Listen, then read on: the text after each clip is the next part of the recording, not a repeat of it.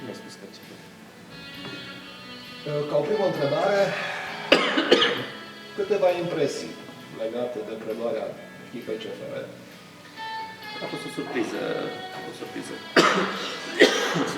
o surpriză plăcută pentru mine.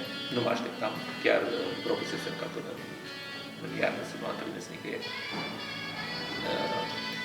Mai văzesc o intenție a celor de la CFR, a conducătorilor care au venit și ne-au propus în vară. Din păcate eram legat de oțelul Galați și n-am putut să fac acest lucru în vară. Poate ar fi fost mai bine pentru mine. Nu știu dacă ar fi fost mai bine pentru echipă, dar sigur mai bine pentru mine. Dar era o provocare de nerefuzat și asta m-a determinat să accept, chiar dacă nu e un moment foarte prielnic să preie o echipă după 4-5 etape sau nu e pentru prima oară și am acceptat provocarea asta. Nu e ușoară, este foarte bine. În spatele meu sunt rezultate foarte mari, campionate și cupe câștigate și participări în Champions League și mai departe. Lucrul ăsta te obligă, fără să vrei, te obligă să încerci să ajungi la acele performanțe. Iar CFR-ul de astăzi, nu știu dacă este într-o situație extraordinară. O lăsăm la o parte, știu, jocul și clasamentul actual, per total, echipa trece într-un moment mai delicat. Dar eu cred că, dacă vom fi uniți și împreună cu conducerea, cu jucătorii, cu suporterii, cu absolut toată lumea care ține cu CFR și dorește bine de CFR-ul, să putea rezolva anumite lucruri care nu merg bine la echipă și, cel mai scurt timp, să redevină o forță valoroasă. Din punct de vedere valoric, cum vedeți lotul CFR? Aș vrea să fac aprecieri și să le fac și publice. Doar niște păreri generale, legate de ceea ce se vehiculează, ceea ce ați găsit dumneavoastră. Cred că CFR-ul a avut și loturi mai valoroase. Am înțeles. Mai departe, domnul Grigoraș, aș dori să vă întreb despre obiective, dacă există obiective în acest moment în politica dumneavoastră, în politica clubului. Da, am vorbit cu cei din conducere vis-a-vis de, știu, așa zise, obiective în principiu și cred că toată lumea este destul de realistă să constate și să vadă că e foarte greu să ne gândim la ceea ce m-am gândit eu când am venit la CFR, adică la titlu.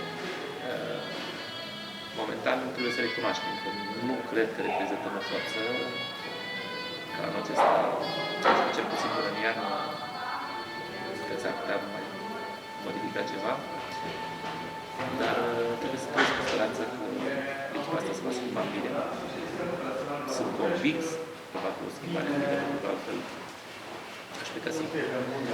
Dacă n-aș reuși să aduc un plus în jocul echipei și, bineînțeles, și rezultatele să apară în urma jocului. Obiectivul meu principal ăsta este de a evolua cât mai bine și să văd cât mai mulți oameni din tribună care se face fericiți de la stadion. Chiar aceasta care e cazul să-i le mulțumesc pentru primirea pe care au făcut-o la Partida Corona Brașov, o echipă foarte slab cotată, pe care am învins-o extrem de greu, cu mari emoții. Cred că singurii care s-au ridicat la un nivel acceptabil din punctul ăsta de vedere au fost doar spectatori care s-au comportat extraordinar de bine, nu mă așteptam. Am finalizat toate apostrofări mai dure, pentru că nici jocul nu a mers, rezultatul a fost sub semnul întrebării până câteva secunde și dacă trebuie cu o echipă foarte slab cotată, atunci poți să-ți faci iluzii până să joci cu echipe mai bune și să te gândești la obiective mai rețe. Dar să spunem că a fost doar în început, au fost 3 puncte câștigate cu noroc, cu șanse, câte șanse, mai puțin contează. Sunt 3 puncte și erau extrem de importante.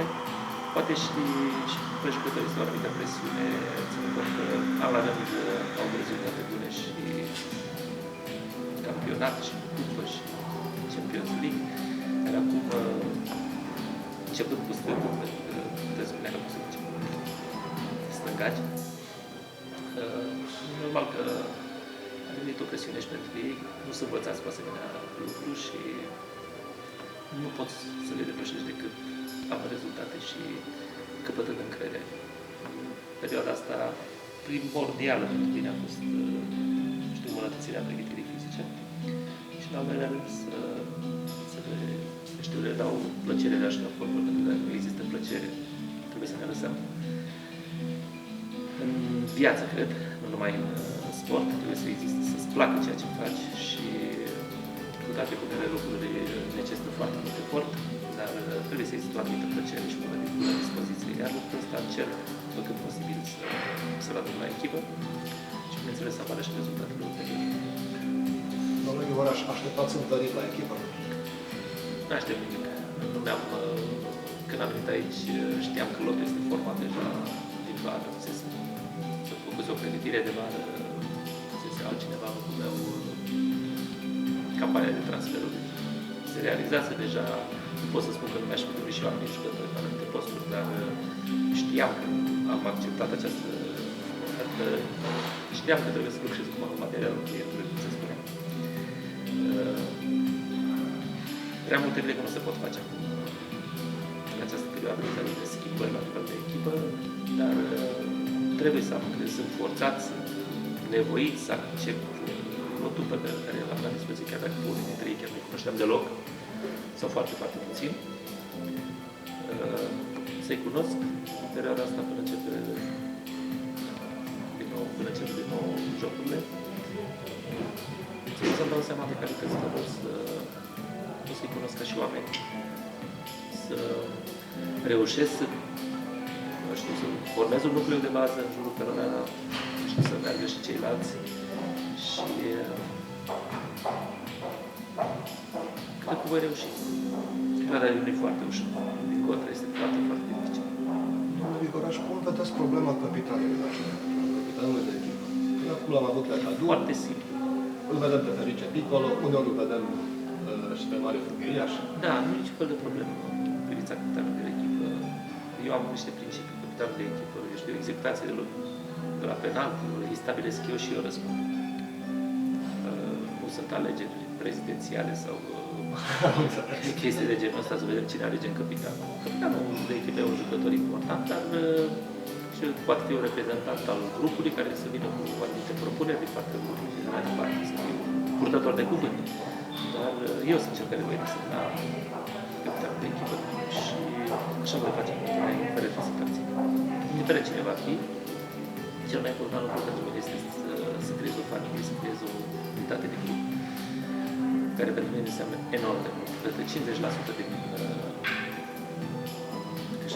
realizările unei echipe și este atmosfera creată și cum reușești să menții o atmosferă propice pentru performanță. Asta mă interesează foarte, foarte mult și voi face tot posibilul și am, cred că, nevoie și de sprijinul vostru și 100% am nevoie și de sprijinul politic pentru a realiza acest lucru. Din presa de specialitate, din presa sportivă, vreau să spun, azi dimineață citesc că a plecat Capetanus. Am aflat și eu aseară.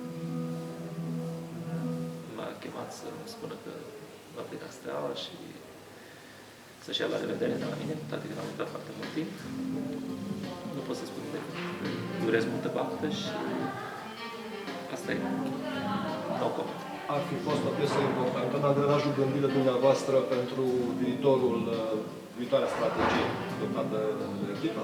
De asta am și venit în această perioadă. De asta, poate și la meciul cu Corona Brașov, am vrut să văd și alți jucători pe care nu știam. Eu știu, Ciucanu Tadei, dintre atacanții, de asta poate nici nu l-am introdus că capitanul s-a luat. El măcar îl cunoșteam. Am vrut să-i văd într-un meci oficial și pe ceilalți cum se descurcă. Mă riscam puțin, într-adevăr, dar dacă nu risc cu ei, cu cine să risc? Steaua sau cu alte echipe, Astra și Fătălău și Parduri. Și bineînțeles că în această perioadă m-aș fi edificat asupra valorii jucătorilor pe anumite posturi care încă sunt în dubii pe cine să folosesc. Capitanul este un profesionist, să știți că mi-a plăcut foarte mult că s-a pregătit, foarte mult, foarte serios, de altfel pe toată echipa.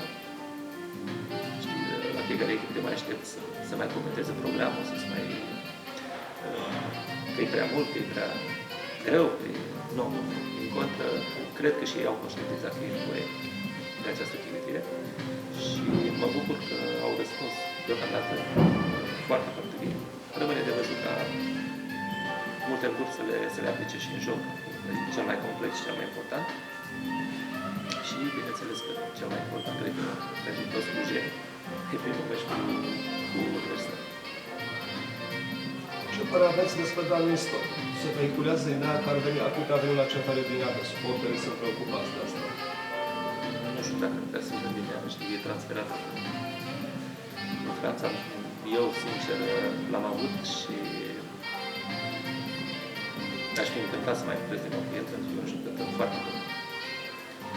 Un jucător cu calități fotbalistice foarte, foarte bune și sunt convins că ar fi fost o chestie importantă. Dar, în viață, oferta mai bună e cea care a fost acceptată și m-am bucurat pentru el că am plecat, că era și plătit, m-a și sunat. Era extrem de mulțumit că a realizat acest lucru în carieră, după ce acum, nu știu, vreo 2-3 ani sau 4 ani era portat pe la un hotel. Și seriozitatea, munca, dorința de a realiza ceva în viață l-au propulsat în fotbalul mare și m-am bucurat foarte mult. Merită. Dacă ar veni, l-aștept cu cea mai mare plăcere. La ultima întrebare, domnule Grigoraș, credeți, bineînțeles cu sprijinul din aportul dumneavoastră, că echipa cea care poate să depășească acest blocaj moral în care a intrat de câteva luni bune? Da, sunt convins. Deci sunt convins de asta. Dacă n-aș fi fost convins, nici nu aș fi acceptat acest lucru. E clar că nu se putea, sau lucrurile astea nu se pot schimba într-o săptămână sau într-o lună, este logic, dar sunt convins că pot să fac lucrul ăsta și sunt convins că și jucătorii își doresc foarte mult. E adevărat, e o perioadă nu prea plăcută, nici pentru ei, să nu vedeți că sunt extrem de mulțumiți atunci când jocul nu le merge, că știu, rezultatele sunt catastrofale. Nu le pot considera altfel.